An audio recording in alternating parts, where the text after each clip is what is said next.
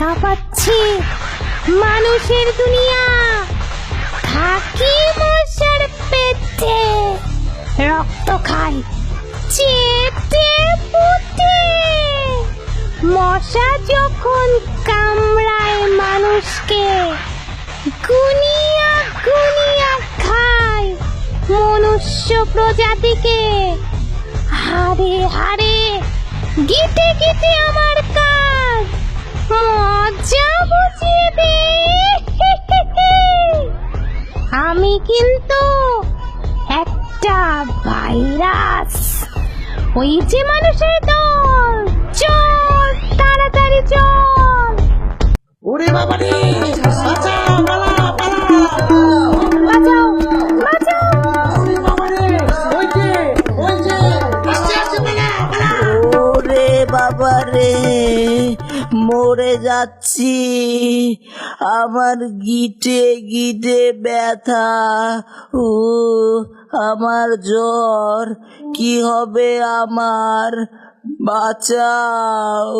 ও আরে করিম মিয়া, কি হয়েছে তোমার? দেখি দেখি।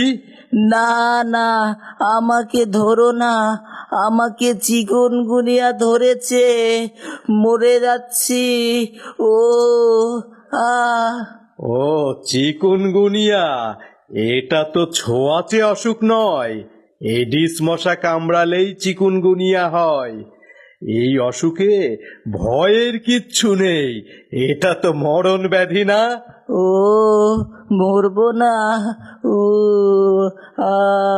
হ্যাঁ, শোনো, বেশি বেশি পানি খাও, আর তরল জাতীয় খাবার খাবে বেশি করে। আর যদি জ্বর হয়, মাথায় পানি দিতে হবে, আর ডাক্তারের কথা মতো ওষুধ খেতে হবে। তাহলে দেখবে কয়েকদিনের মধ্যে অসুখ ভালো হয়ে যাবে। কই, ভালো তো হচ্ছি না। হবে হবে, তবে একটু সচেতন হওয়ার দরকার। শোনো, বাসার চারপাশে পরিষ্কার রাখতে হবে।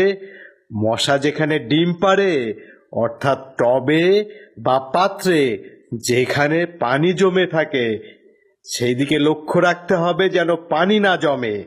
মশারি টাঙিয়ে ঘুমাতে হবে, আর বিভিন্নভাবে মশা মারার ব্যবস্থা করতে হবে। বুঝেছো? ও বুঝেছি।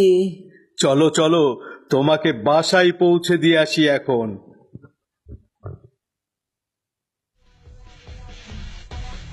ওরে বাবা, মানুষ দেখি হচ্ছে সচেতন।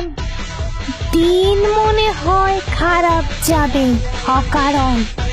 মনে হয় সময় হয়ে এসেছে এবার লেজ গুটিয়ে পালাবার।